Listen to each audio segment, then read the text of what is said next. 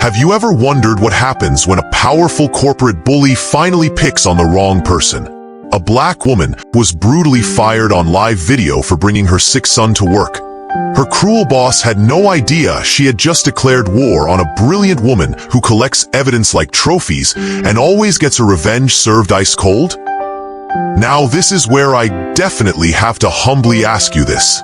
If you love interesting stories like this that expose the truth, please give this video a thumbs up and tell us in the comments section where in the world you are watching this video, and also do well to smash that subscribe button.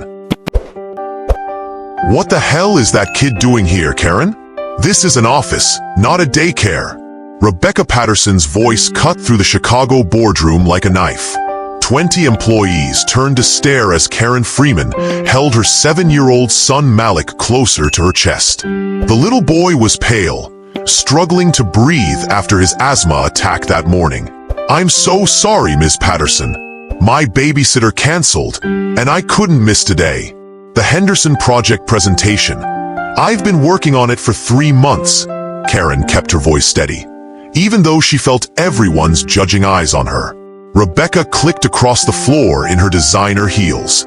At 43, she had built her career by crushing anyone she saw as beneath her. Her privileged life had never faced the struggles Keren knew by heart. Company policy is clear. No exceptions. You're fired. Right now. The room went dead silent. Keren was only 28, but in that moment, 6 years of total dedication to Patterson and Associates crumbled in 30 seconds of public shame. She had worked weekends, holidays, missed Malik's birthdays, all to prove she belonged there. Being a black woman meant working twice as hard for half the respect. Malik started coughing, that dry, scary sound that made Keren quickly grab his inhaler. Her hands shook, not from fear, but from pure anger. She had spent 3 hours in the emergency room the night before, watching her son fight to breathe, bringing him to work or missing work again. Those were her only choices. "Breathe with me, sweetheart." "Slowly," she whispered, ignoring the impatient stares. "See?" Rebecca waved her hand dramatically. This is exactly why single mothers don't belong in high-level corporate jobs. They always have split priorities. David from the finance team looked away. Keren had saved his career 3 months ago when he made a $150,000 mistake. She worked all night to fix it, never asking for credit. Now, when she needed someone to speak up, he stared at his shoes like they were fascinating. "Security is coming to escort you out," Rebecca smiled cruelly. "And return your badge and company car keys." The silence was crushing. Angela from HR coughed nervously. Marcus from marketing played with his phone. Everyone knew Keren was their best employee. She had increased department efficiency by 35% last year. But standing up to Rebecca meant risking their own jobs. As Keren packed her desk, she noticed something no one else saw. Rebecca was recording everything on her phone, probably to post on social media about strong leadership and professional standards.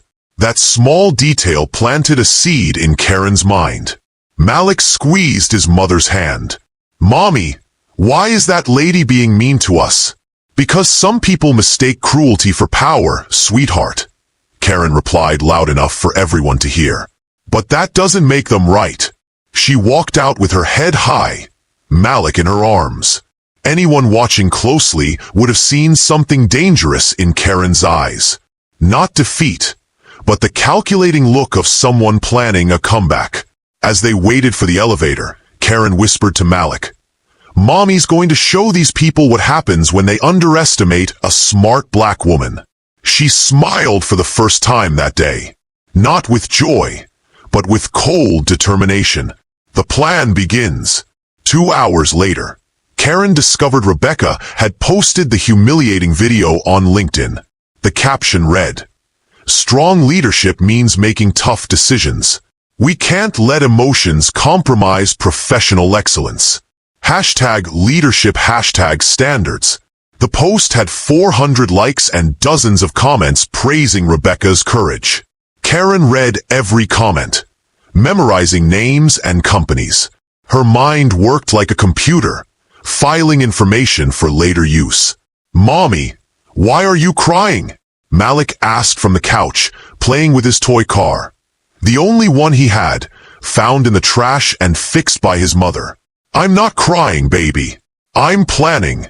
That afternoon, Malik's health insurance was cancelled. The company claimed fired employees lost all benefits immediately. His inhaler cost $200 without insurance. Keren looked at her bank account. $280. Rent was $750 due in a week. But in that moment of despair, something clicked. She remembered her grandmother's words. "Smart people always leave clues, baby girl. And clues can be followed." Keren started researching Rebecca Patterson. Social profiles, work history, family connections. What she found was revealing. Rebecca had inherited her position through family connections. Her Instagram was full of expensive trips and mean comments about people who don't try hard enough. That night, she called someone she hadn't spoken to in years. "Hello." The sleepy voice belonged to Jamal Washington, her old college friend who now worked as a private investigator. "Jamal, it's Keren. I know it's late, but I need help." After hearing the whole story, Jamal was quiet. Then, "This Rebecca sounds delightful. Send me everything you've got. When I'm done investigating her, she'll wish she never heard your name." The network grows. A week later, Keren learned Rebecca had blacklisted her at consulting firms across Chicago. 3 job interviews were canceled with vague excuses. The 4th company was honest. "Look, I got an unofficial call about your work history. I can't ignore it completely." Keren left knowing Rebecca wasn't content with just firing her. She was actively destroying her future. That afternoon, Jamal called with shocking news. "You won't believe what I found. Rebecca has a pattern going back 8 years. 12 employees fired. All minorities or single mothers. And get this, she documents everything." Rebecca kept a digital file with secret photos, recorded conversations, and cruel comments about employees she targeted. She collected these like trophies. "She has photos of you, Keren. Secret pictures from meetings. Mean comments about your appearance. Speculation about your personal life. It's sick. How did you get this?" Let's just say Rebecca isn't as smart about digital security as she thinks. There's more. She has a private chat group with other female executives. They share information about employees they want to destroy. Meanwhile, Malik had to go to the emergency room twice that week. Keren spent her last $250 on doctor visits and medicine. During her second hospital visit, she ran into Shanice Johnson, a former colleague Rebecca had fired 6 months earlier for asking time off to care for her sick mother. The 2 women talked for hours. Shanice had evidence too. Emails with inappropriate comments, deliberately sabotaged presentations. "You know what hurts most?" Shanice said. "She does this because she can. Because she knows women like us don't have resources to fight back." "What if we have more resources than she thinks?" Keren asked. That night, Keren created a group chat called Project Justice. Along with Shanice, she contacted 3 other women Rebecca had destroyed. Each had their own story of humiliation. Each had kept evidence. Jamal sent a message that changed everything. "Keren, Rebecca is stealing money from the company training fund to pay for personal trips. We've got her." The fatal mistake. 3 weeks later, Rebecca made her biggest error. She fired a white woman, Jennifer Walsh, daughter of Senator Walsh who was running for governor. "Rebecca didn't do her homework this time," Jamal explained. "Jennifer has media connections and wants revenge. When I told her about our evidence, she said she can get national TV coverage." Keren met Jennifer at a downtown Chicago cafe. Jennifer was furious. Rebecca had humiliated her the same way. not knowing about her powerful family connections. "I have a national TV show interested in the story," Jennifer said. "Corporate discrimination will be their feature topic. But I need solid evidence." Keren smiled and opened her laptop. "I have exactly what you need." For 2 hours, she showed Jennifer everything. Rebecca's secret trophy file, the executive chat group, evidence of embezzlement, and 12 documented discriminatory firings. "My God," Jennifer whispered. "She's worse than I thought." "There's one more thing," Keren said, opening another file. "Rebecca records all her firings to brag about them later. I have 12 videos of women being humiliated, including mine." Justice served. 5 days later, the bomb exploded. America Exposed devoted an entire hour to the Rebecca Patterson case. Jennifer's media contacts made the story go viral simultaneously across all platforms. The show began with Keren's firing video, a black mother holding her sick child while being publicly humiliated. Then they revealed Rebecca's secret files. Unauthorized photos of female employees with cruel comments, malicious gossip about their personal lives. "What you're seeing is how a senior executive systematically documented her victories over vulnerable employees," the host explained. They showed the executive chat group messages, revealing how Rebecca coordinated with other executives to create blacklists. 4 other Chicago companies were involved. The final blow. Rebecca had embezzled $95,000 from the training fund for personal travel, forging receipts and creating fake programs. Rebecca was in a meeting with important clients when her assistant rushed in, panicked. "Ms. Patterson, you need to see this now." She looked at her phone and saw her own face on national television. 15 minutes later, when the show revealed her unauthorized photos of female employees, Rebecca's legs gave out. Her phone rang non-stop. First her father, yelling about family shame, then the legal department saying 10 former employees had filed simultaneous lawsuits. Rebecca Patterson represents everything wrong with unchecked corporate power, the host concluded. Her victims, brave women like Keren Freeman, Shanice Johnson, and Jennifer Walsh, have proven no tyrant is invincible when victims unite for justice. 2 hours later, Rebecca was escorted out by security guards. Her firing was live-streamed on the company's social media.